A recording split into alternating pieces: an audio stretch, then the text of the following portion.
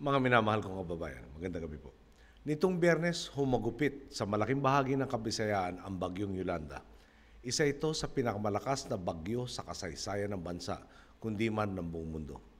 Nagpapasalamat po tayo sa mga dalubhasa mula sa Pag-asa, Mines and Geosciences Bureau, PHIVOLCS at DOST, na kumalap at nagbigay ng tama at detalyadong impormasyon na naging dahilan upang makapaganda ng maayos ang ating mga kababayan.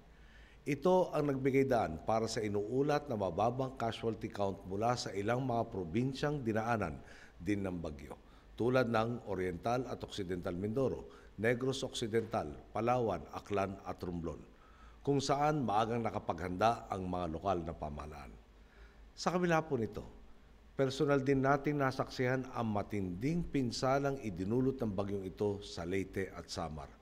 Dito sa kung saan tila naimbudo ang mga storm surge ni Yolanda, nakita ang pinakamabigat na pinsala. At dito nakatutok ang ating pagbibigay lingap sa mga sandaling ito. Humihingi rin po tayo ng pag-unawa sa lahat. Sa paghagupit ni Yolanda, nawala ng kuryente at komunikasyon sa maraming lugar. Apektado po nito hindi lamang ang pakikipag-ugnayan ng mga nais makasigurong ligtas sa kanilang mga kaanak, kundi pati na rin ang koordinasyon ng ating relief efforts. Para mapadala ang pangangailangan, kailangan nating malaman ang kakulangan ng bawat lugar.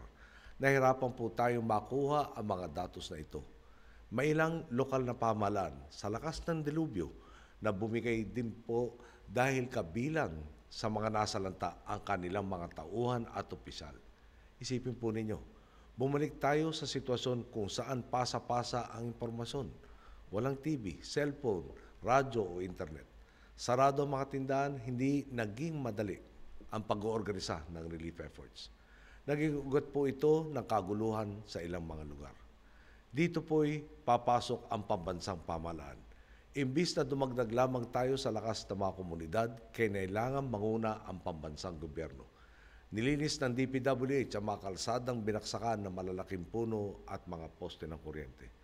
Lahat ng nai-report na bara ay nabuksan na. Ayon na rin sa kahilingan ng mga lokal na opisyal, nagpadala tayo ng karagdagang 800 sundalo at pulis sa Tacloban upang ibalik ang kaayusan. May 3 repacking centers po tayong naglalabas ng di bababa sa 55,000 family packs kada araw. Inatasan na po natin si Secretary Abaya ng DOTC upang magmando o magtimon sa pagdadala ng mga relief goods kung saan ito pinangangailangan. Inuna natin ang pagdadala ng pagkain, tubig at gamot sa mga pinakaapektadong lugar. Dadaanin po natin sa mga barangay ang pagpapamigay ng mga pangunahing pangangailangan ito. 24,000 family food packs na po ang napamudmod sa Tacloban kahapon at nakasentro ang pagpapamigay sa 8 pinakamalaking barangay doon. Mayroon na tayong 2 water purification facilities at marami pa ang darating upang masigurong may mainom ang ating mga kababayan. Inaayos na natin ang mekanismo para mapalawak ang saklaw ng social housing program ng pamahalaan. Mula po sa ating mga calamity funds, contingency funds at savings, mayroong 18.7 billion pesos na maaaring gamitin upang ibangon ang mga lugar na pinansala ni Yolanda. Dumarating na rin po ang tulong mula sa ibang bansa. 22 bansa na po ang nagpanata o nagbigay na ng tulong. Kabilang na ang Indonesia, Amerika, Inglaterra, bansang Hapon, Singapore, New Zealand, pati na rin po ang Hungary. Tumutulong na rin po sa iba't ibang paraan ang pribadong sektor upang ibangon ang mga nasalanta, gaya ng sa pagbabalik ng daloy ng komunikasyon at pati ang pagmementara ng mga krudo sa mga apektadong lugar. Kasabay nito, idineklara po natin itong araw nito ang State of National Calamity upang mapabilis ang mga pagkilos ng pamahalaan para sa pagsagip, paghahatid ng tulong at rehabilitasyon ng mga probinsyang sinalanta ni Yolanda. Mahalaga rin ito hindi lamang para panatilihing kontrolado ang mga presyo ng mga pangunahing produkto at serbisyo na kakailanganin ng ating mga kababayan, kundi upang maiwasan din ang overpricing at hoarding ng mga mahalagang bilihin.